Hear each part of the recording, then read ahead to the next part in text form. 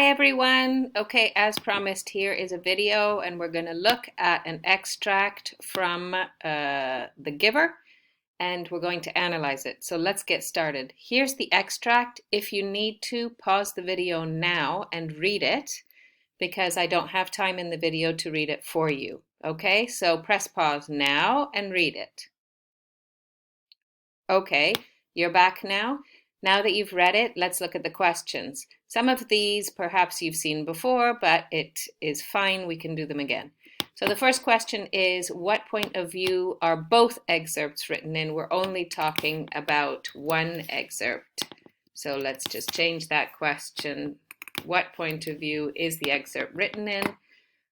There's first person point of view, third person point of view, and there's two types of third person point of view. Third person omniscient, which means we know everything about the character, about how they feel, about what they're thinking. Omniscient is like an all-knowing God. The other one is third person observant, which can only see, so only reports what they see. They don't know what the character is thinking. They don't know what the character is feeling. Here we hear in the first line, it says Jonas was beginning to feel frightened or to be frightened. And so already I know that that means that it is omniscient. But let's just double check to make sure it's not first person. I think it's third person. Let's double check. Okay, he, I'm looking at all the he's. They, cargo planes. I cannot see I. If it was first person, it would be I was walking down the street. I saw John. I said, hi, John. He said to me. There's none of that. It's all he and they. So it is third person. We have evidence of how one of the characters is feeling. So it is third person omniscient. In our answer, we're going to write a complete sentence. So the point of view is third person omniscient, and then you have to give me evidence. When you give evidence, you cannot say because it says so in the text. No. You can't say because I read the book. No. You have to give me evidence from the actual extract that you have in front of you, which will not be this one if you're doing a test. It will be a different one. This is an example. So the evidence is the sentence, Jonas was beginning to be frightened. I write it down. Oops, sorry. Jonas was beginning to be frightened. Because, then tell me why that's good evidence. We understand how Jonas feels. That's a great answer. That's a top mark answer. So you've given me the correct answer and you've also given me evidence. Excellent. The next one, what is the setting again of the excerpt? Apologize for that.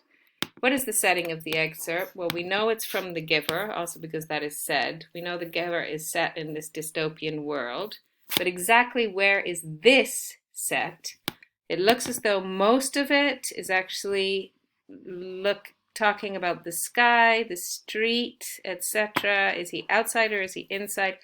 I think he's inside. He's actually thinking about something that happened in the past. But in any case, it is set on the street. And in fact, it says, go into the nearest building and stay there. Okay, let's highlight that. Let's use a different color. Go into the nearest building and stay there.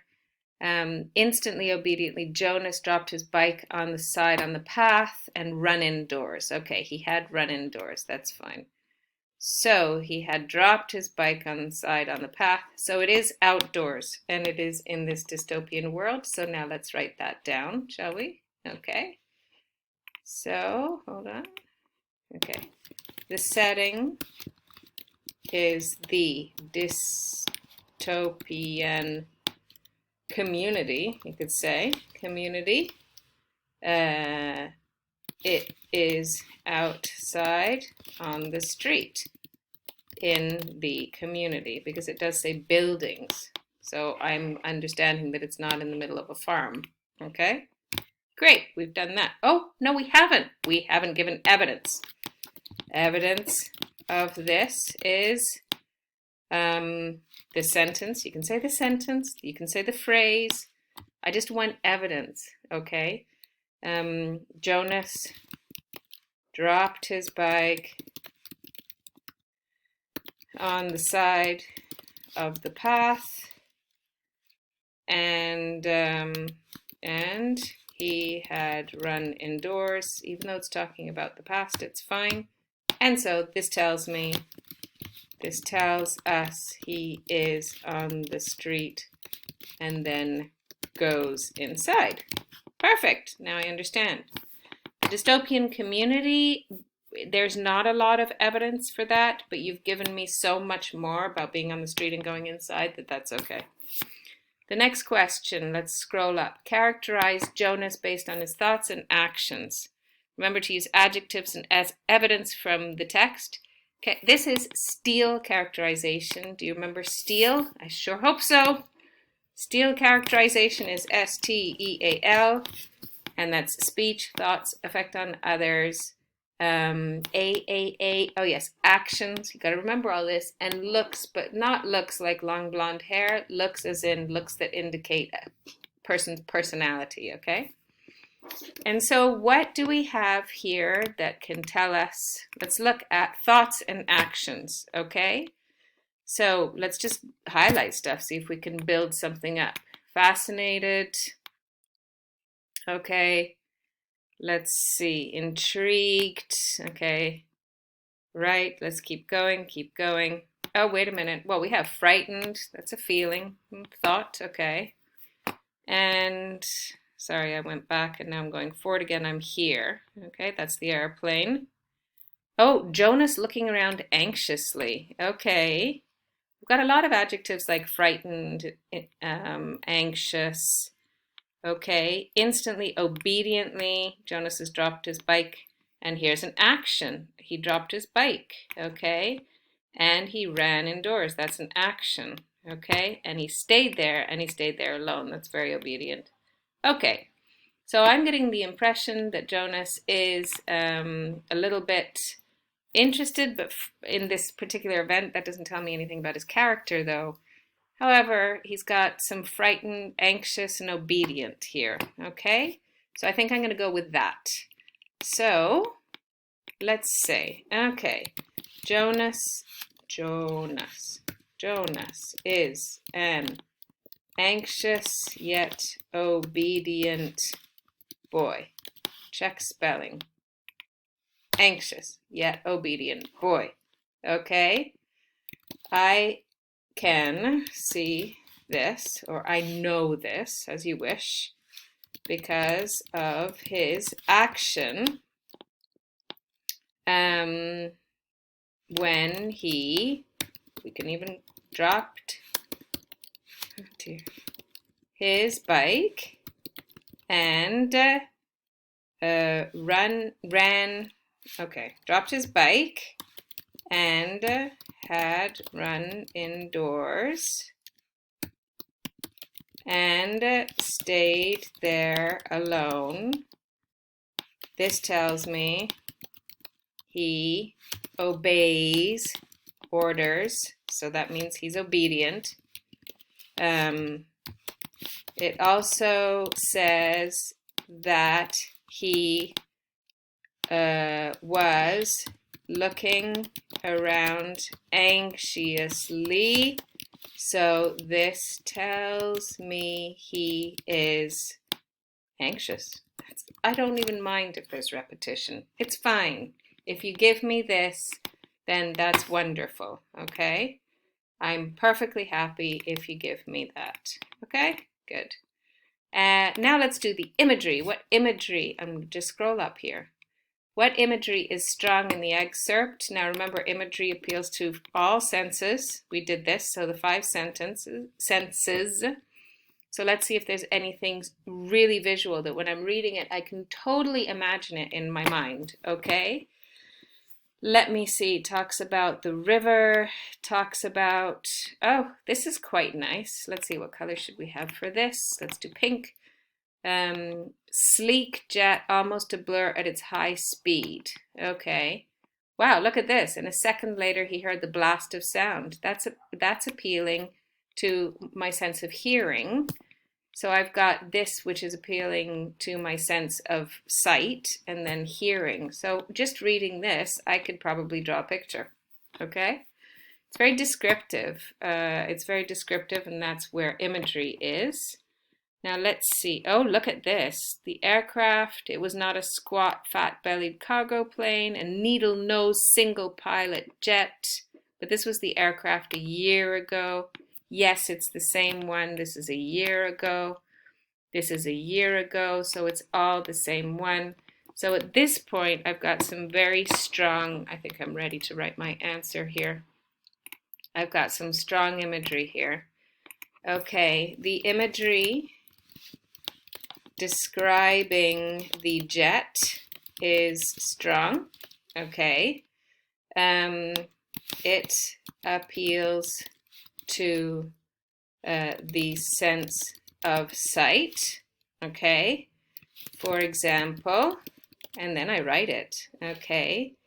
It is a sleek jet. It is going fast, so it is almost a blur. Okay, great. And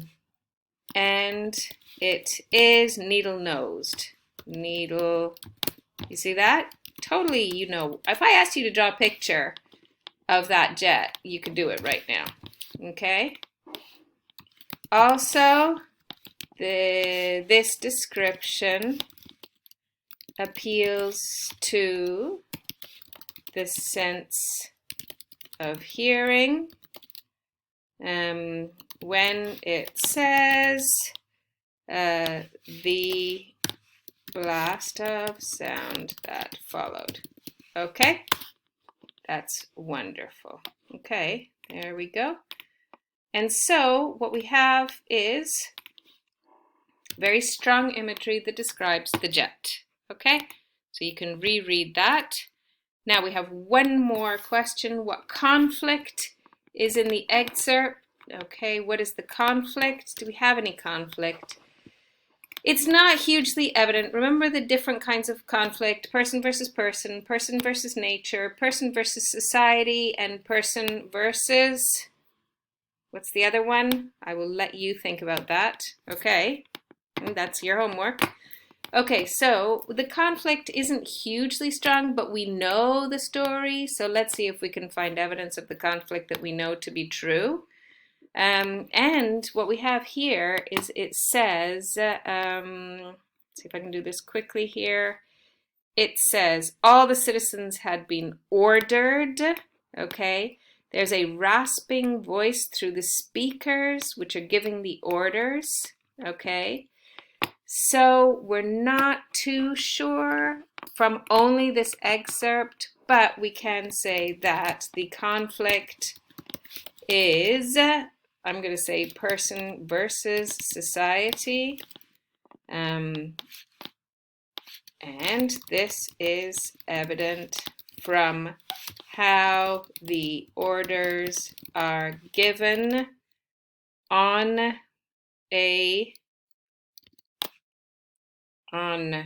let's say from a rasping voice over the speakers. Not a perfect quote, but that's okay because I'm running out of time, guys. And how everybody obeyed immediately. That tells me that this is probably a very strong government, right? Yeah, and it also mentions the people being ordered to do something. Okay, we've gone very quickly and I'm running out of time, so I'm going to say bye now. But I would strongly suggest you watch this video more than once. Press pause, really absorb the answers. And when you've done that, watch it again until the answers are coming to you. And then try it yourself with a completely different excerpt. Okay? Okay. Bye for now. Bye. Bye.